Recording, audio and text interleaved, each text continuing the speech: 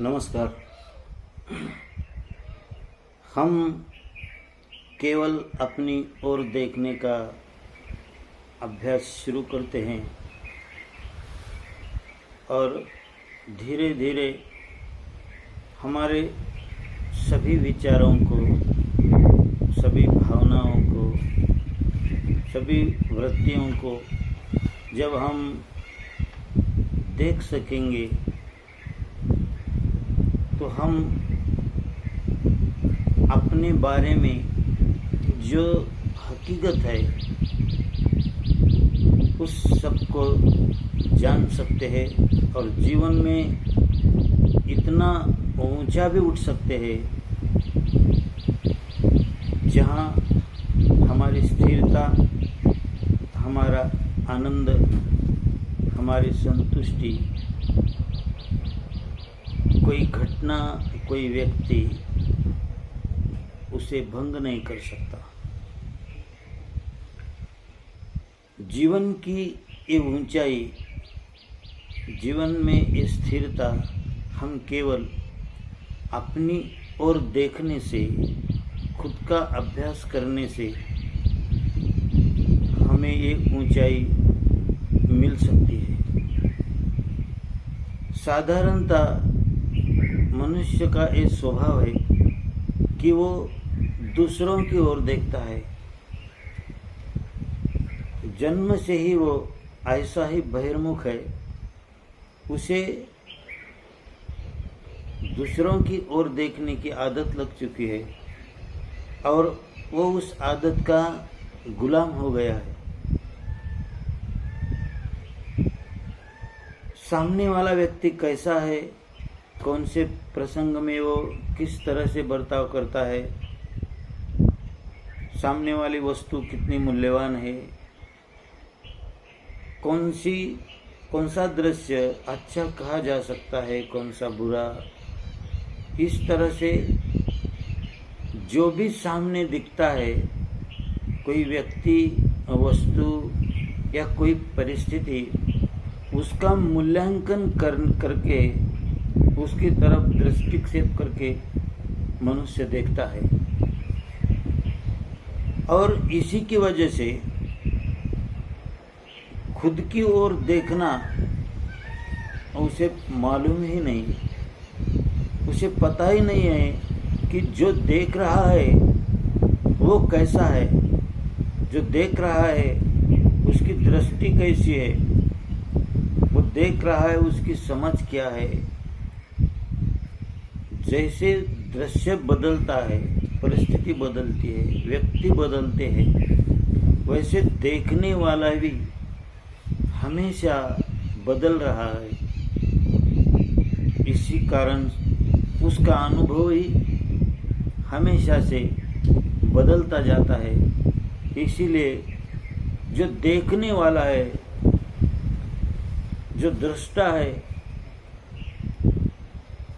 उसे भी देखना पड़ेगा।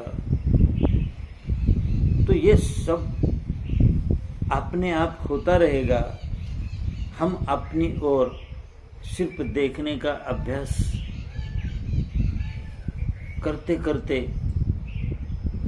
सब उस बात तक पहुंच जाएंगे जहां हम अपने बारे में जो सच्चाई है वो पूर्णता से जान सकेंगे। जब हम अपनी ओर देखना शुरू करते हैं तो हमें पता चलता है कि मैं कितना बेचैन हूँ, मैं कितना घबराया वाला हूँ, मैं कितना चंचल हूँ। ये पहले आदमी को दिखाई देता है। जब वो बैठता है किसी सुखासन में और अपनी ओर देखने लगता है तो उसे पता चलता है कि मैं कितना अशांत हूँ, मेरा मन कितना भटकता है, मैं खुद में ही कितना परेशान हूँ। ये खुद की सच्चाई मनुष्य के सामने आ जाती है। और जैसे जैसे सच्चाई उसके सामने आती जाएगी, जैसे जैसे सूक्ष्मता से और सूक्ष्मता से और सूक्ष्मता से वो अपनी इस वृत्ति को देखेगा, तो धीरे धीरे ये सब वृत्तियाँ, ये मन की चंचलता, ये सब शांत होने लगेगी। हम जैसा मन चाहता है वैसा भटकते हैं। इसकी वजह से हम भटके हुए हैं, तो शांत होने के लिए हमें कुछ समय लग सकता है। किसी को 6 महीने लग सकते हैं, किसी को 1 साल लग सकता है, किसी को 4 साल लग सकते हैं। अपने अपने हिसाब से जब हम अभ्यास करते हैं तो धीरे धीरे धीरे हम स्थिरता की ओर बढ़ने लगते हैं, हम शांत होने लगते हैं और हमारी खुद की ही सच्चाई हमारे सामने प्रकट होने लगती है। तो ये सिर्फ देखने से होगा। ऐसा नहीं कि हम पालथी मार कर बैठे हैं और खुद को देख रहे हैं और देखने का यही तरीका है। ये तो एक विधि बताई मैंने, मगर हम चलते फिरते, उठते बैठते, आते जाते सभी क्रियाओं में हम खुद की ओर देख सकते हैं। कौन सा प्रसंग है, वो प्रसंग सामने आता है तो फर्स्ट मेरी क्या रिएक्शन होती है उसके बारे में। घर में मैं अलग अलग सदस्यों के साथ जब बर्ताव करता हूँ, तब त्या ठिकानी, तब उस समय मेरी एक्शन और रिएक्शन क्या होती है। एक ही बात के लिए मैं 2 आदमियों को 2 तरह से पेश आता हूँ। तो ये जो खुद की सच्चाई है, इसको सिर्फ देखना है, न उसे गलत कहना है, न उसको सच कहना है। एक ही चाय का कप जब बच्चे से फूटता है, तब मैं क्या प्रतिक्रिया देता हूँ। वही चाय का कप बीबी के हाथ से फूटता है तो मैं कैसी प्रतिक्रिया देता हूँ, और वही चाय का कप मेरी माँ के हाथ से फूटता है तब मैं क्या प्रतिक्रिया देता हूँ। और वही चाय का कप अगर ऑफिस में मेरे बॉस के हाथ से फूटता है तो मैं क्या प्रतिक्रिया देता हूँ। तो एक ही क्रिया में मैं अलग अलग व्यक्ति के सामने अलग तरह से पेश आता हूँ।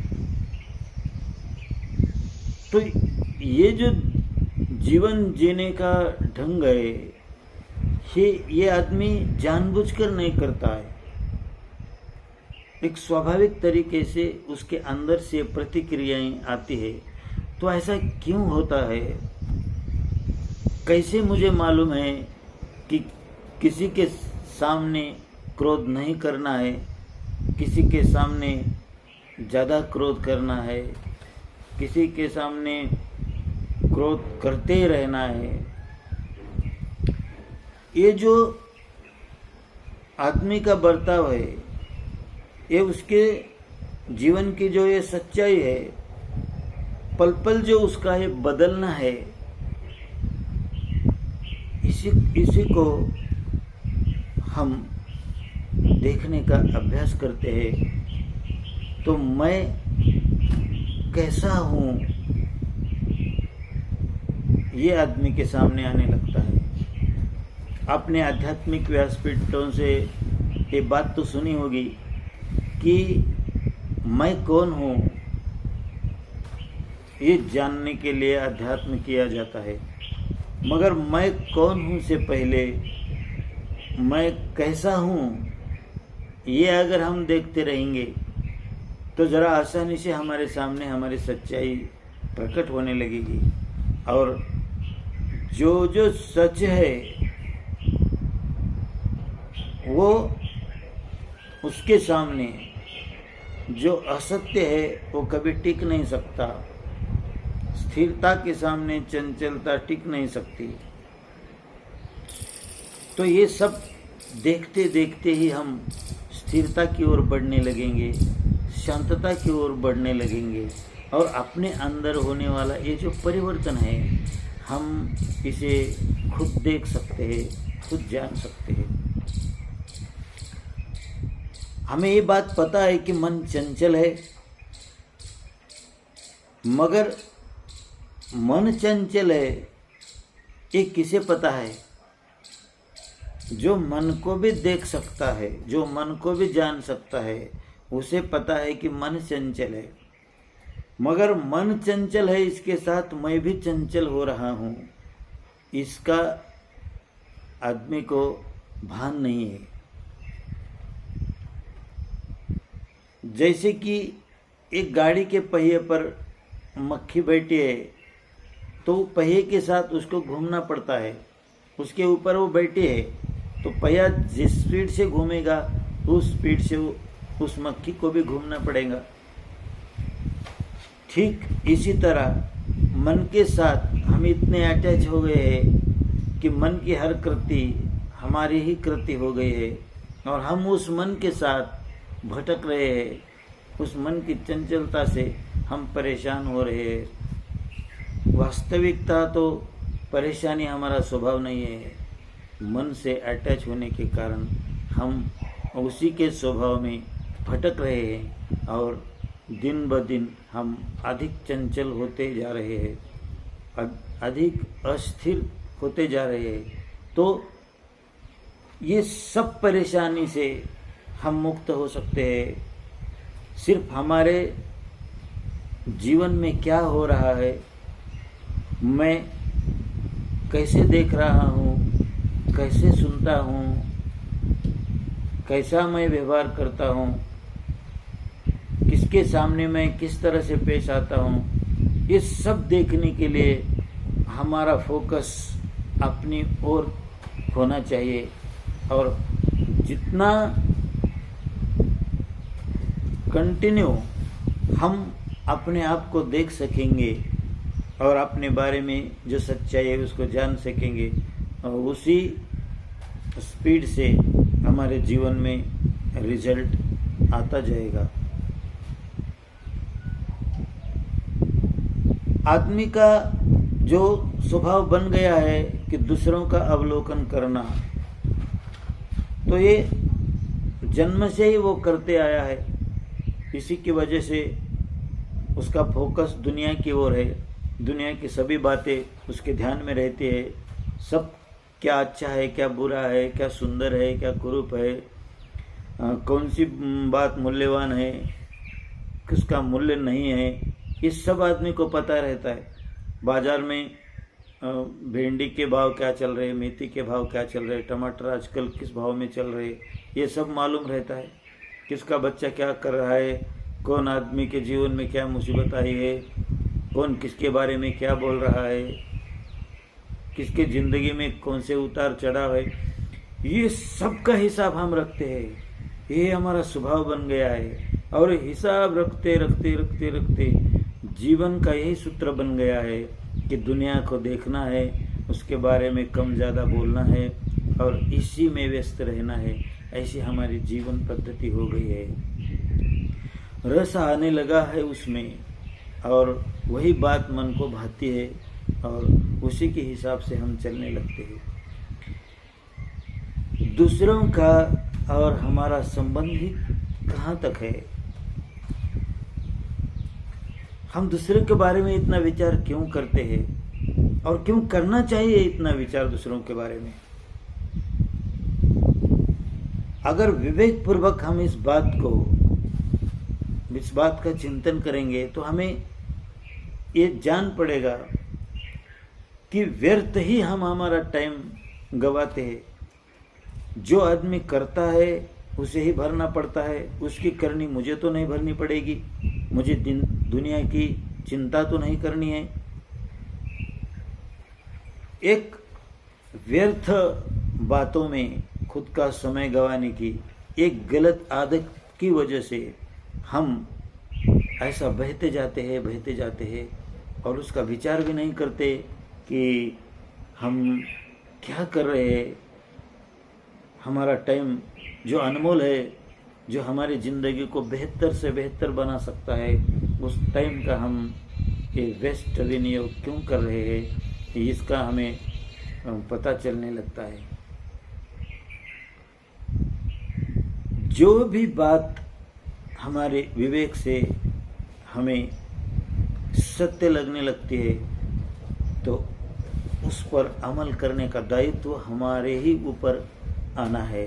और ऐसा ही है, भगवान हर पल हमें कुछ अच्छा सिखाना चाहते हैं, अच्छा बनाना चाहते हैं, मगर हम हमारे आदतों की वजह से इतना व्यस्त है इन निरर्थक बातों में कि हमारा उसकी तरफ ध्यान ही नहीं है। हमारे आसपास में बहुत सुंदर लोग रहते हैं, लेकिन हमें पता नहीं है। क्यों पता नहीं? हम उस सुंदरता को खोज ही नहीं रहे।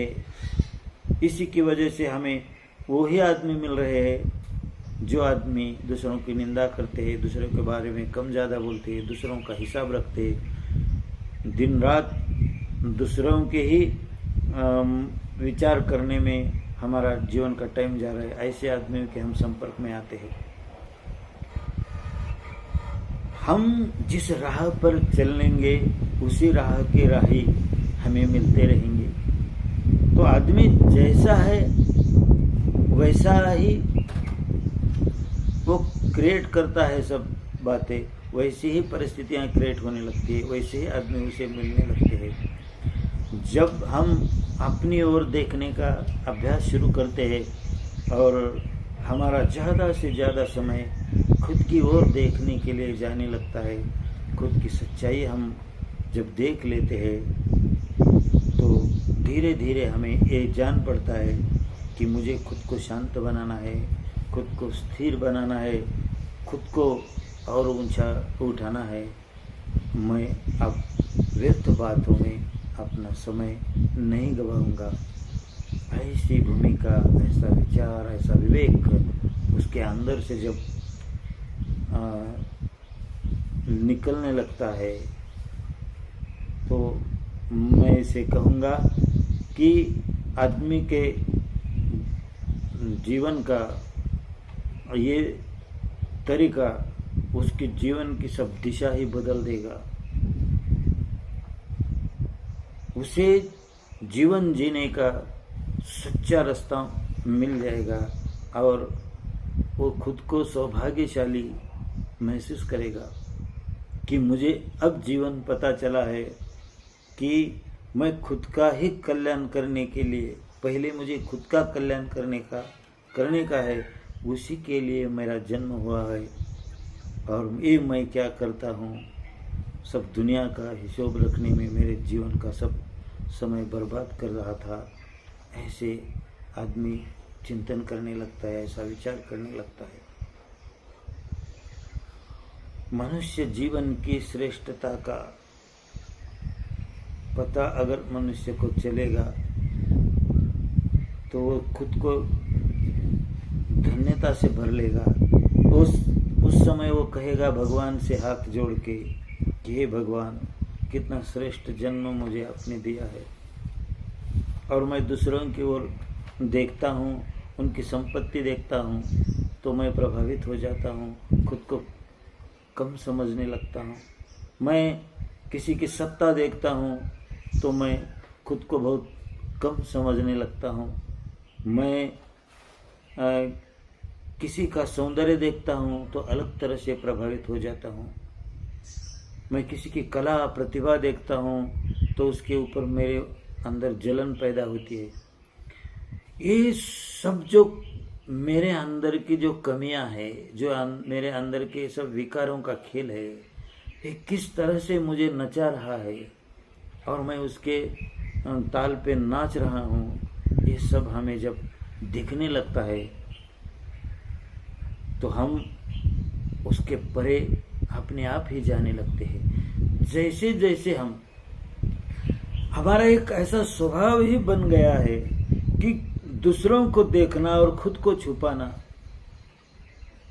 ये जीवन जीने का बहुत गलत तरीका जो हम जन्म से ही इस्तेमाल करते आए हैं। उसका कारण भी यह है कि हम हमारे आसपास जो लोग देखते हैं, हमारे संपर्क में जो आते हैं, उन सबका जीवन व्यवहार हमें यही बताता है कि इसी तरह से जीवन जीना है। तो ये गलत जीना है। आदमी के अंदर हम अब सुनते होंगे कि हजारों वक्ता आज बहुत बुद्धिमानी की तरह से सुंदर दुनिया को मार्गदर्शन कर रहे हैं, और यूट्यूब की वजह से तो दुनिया में इस ज्ञान को प्राप्त करना बहुत ही सुलभ हो गया है। तो आप सुनते होंगे कि लोग कहते हैं कि आदमी के अंदर इतनी क्षमता है कि वो जो प्राप्त करना है वो प्राप्त कर सकता है मनुष्य जीवन में, जो उसे बनना है वो बन सकता है मनुष्य जीवन में। मनुष्य जीवन की श्रेष्ठता इतनी है कि वो खुद भगवान बन सकता है, तो दूसरी बातों का तो कोई मूल्य नहीं। तो ये जो बात है हमारी समझ में क्यों नहीं आती? जो इंसान का जन्म है उसमें भगवान हुआ जा सकता है, इतनी योग्यता प्राप्त की जा सकती है, तो ये बात हमारे समझ में क्यों नहीं आती? तो इसका कारण ही यही है कि हम दुनिया की ओर देख रहे हैं, हम बाहर देख रहे हैं, हमने खुद को कभी जाना नहीं, खुद की ओर कभी देखा नहीं, खुद को हमेशा हमने ढक के रखा है। इसकी वजह से हमारे अंदर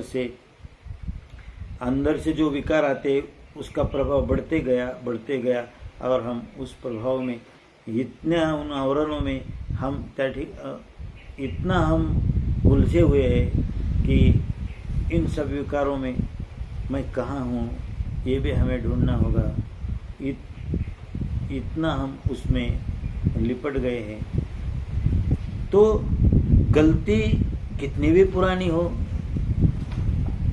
उससे बाहर निकला जा सकता है, उसका विलास हो सकता है, मगर इसके लिए हमें अपने मन से निश्चय करना होगा और हमें खुद की ओर देखने का अभ्यास चालू करना होगा। मोटी मोटी बातें शुरुआत को हम देख सकते हैं कि जैसे कि कोई प्रसंग है, वहाँ हम गए तो हम किस तरह से हमारा व्यवहार होता है, कौन से आदमी के सामने जाते हैं हम किस तरह से पेश आते हैं, किसको प्यार से देखते हैं, किसी को द्वेष से देखते हैं, किसी को क्रोध से देखते हैं।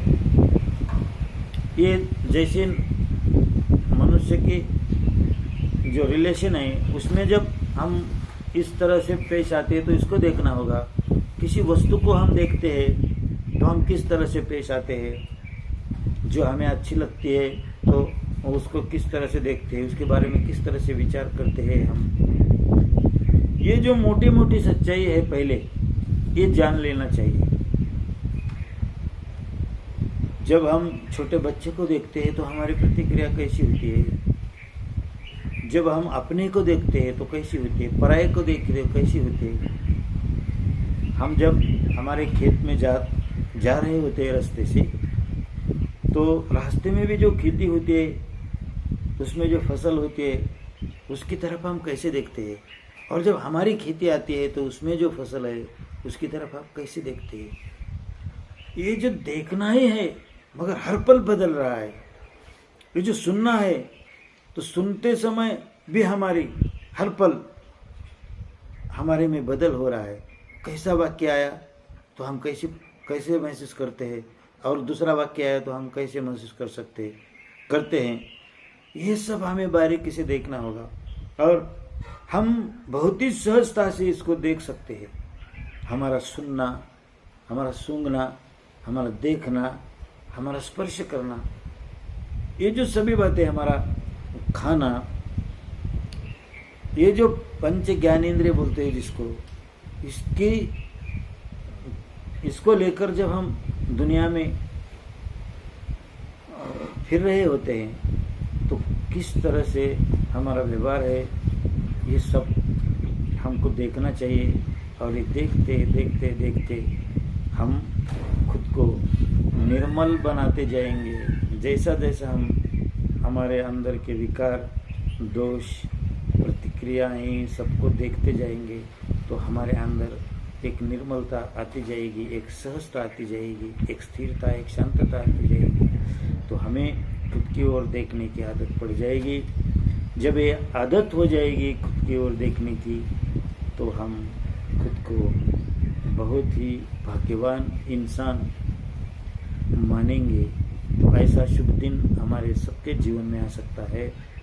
उसके लिए हमको खुद की ओर देखने का अभ्यास चालू करना होगा और ईश्वर सबको ऐसे खुद की ओर देखने की बुद्धि, सम्मति दे, ऐसा मैं भगवान के सामने मांगता हूँ और मैं यहाँ ठहरता हूँ। धन्यवाद।